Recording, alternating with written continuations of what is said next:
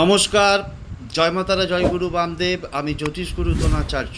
দর্শক বন্ধু, যারা মনের ইচ্ছে পূর্ণ করতে পারছো না, চেষ্টা করছো, পরিশ্রম করছো, সব কিছু করছো, চাইছো যে আমার এই মনের ইচ্ছেটা পূর্ণ হোক, যে কোনো মনের ইচ্ছে, সেই মনের ইচ্ছেটাকে পূর্ণ করার জন্য কি করবে না, যে কোনো দিন সন্ধ্যার পর একটা নিখুঁত তেজপাতা নেবে এবং তার সাথে সাথে লাল, নীল অথবা সবুজ কালির মার্কার পেন নেবে। নিয়ে কি করবে, তার সঙ্গে সঙ্গে যে কোনো একটা প্রদীপ বা মোমবাতি সঙ্গে নিয়ে রাখবে।